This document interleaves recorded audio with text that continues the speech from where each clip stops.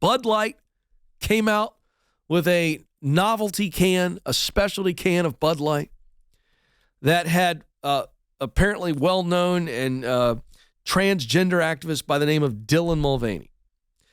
And it created a firestorm. Huge deal. A lot of people upset about it. There were viral videos of people running over cartons of Bud Light. Backlash like crazy because the transgender issue is as hot of a news item and a political foreground battlefield as there is in America. Now, so for those of you who are used to hearing me, I'm not going to take a position one way or the other, so everybody relax. But I'm going to make you think about this because this is less about that social issue, and this is a deep business issue that does affect all of us. And you need to learn from this because this was a massive failure. Well, you say, Ken, how do you determine that? I'll tell you. Not because of the position taken by Bud Light to platform this activist, but because they lost 17% in their sales in the days and weeks after it. The people have spoken. You don't have to like it, but the people who buy Bud Light were like, I'm not buying it now. Now they may come back. I don't know. But that's where we are. Sales have dipped. Well, in the days following the initial release of the can, Alyssa Heinerscheid, I hope I'm saying that right. I'm hooked on phonics. I tried very hard. Is that how to say it, guys? Oh, really? I didn't even practice that before the show. My mom would be very proud. Alyssa Heinerscheid is the Bud Light executive, the marketing exec, who essentially was responsible for the specialty can.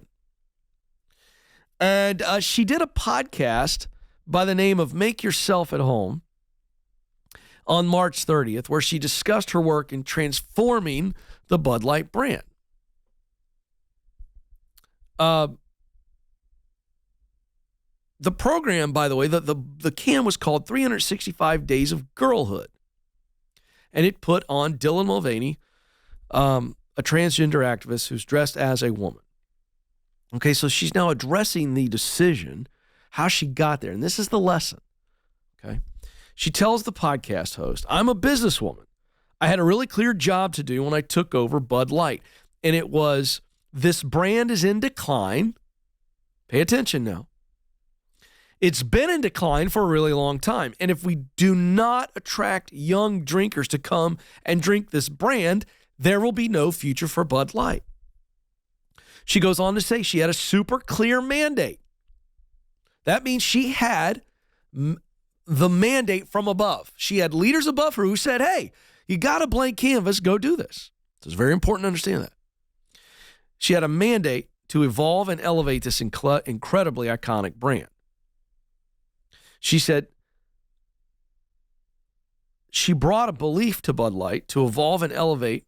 And what that means is to incorporate inclusivity. It means shifting the tone. It means having a campaign that's truly inclusive and feels lighter and brighter and different and appeals to women and to men. She then went on to disparage the past work of Bud Light. She said, we had this hangover. I mean, Bud Light had been the kind of brand of fratty, out of touch humor. And it was really important that we had another approach. Okay, so let me break down the comments from a business standpoint. So if those of you looking for social red meat, I'm not giving it to you.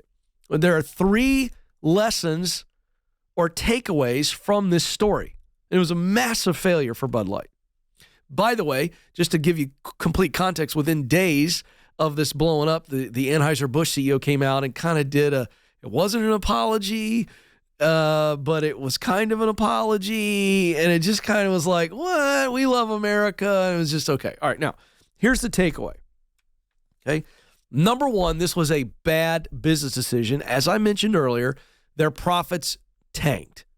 I don't know what the long-term effects of the brand will be, and I'm not going to make a prediction. But it's a really bad decision because she's saying we had a hangover and we were losing customers. So here's what she should have asked. Why have the customers left? Maybe she did. I don't think if she did that she would have gotten the answer that she got. Why did they leave? Okay, part of the answer is in her statement that it was a fratty brand. Well, who's in frat? Who does that? That means a bunch of young guys, right? They don't care about social issues. They just want to get drunk on the cheap. Can we be honest? If your customer is a frat guy, he may be socially liberal. We don't know what he is, but I can tell you this. He didn't leave your brand because you weren't inclusive enough. He left your brand because maybe Miller Lite or Old Milwaukee or something else was more attractive. She should have dug into that. Why'd they leave? Second question, where'd they go? They didn't leave because Bud Light wasn't being inclusive enough on one of the most hot-button social issues in the world. They're not that smart. They want cheap beer. She said, we had a hangover. Well, then you're doing good. Because if your customer has a hangover, sales are probably pretty good. We're selling beer. Point number 2. This is not all on her. It's not all on her. She had leaders that there should have been checks and balances, so let's stop demonizing her. And then number 3, social issues need to stay out of business. Sell your product or your service. Stop selling a social agenda. Just sell beer.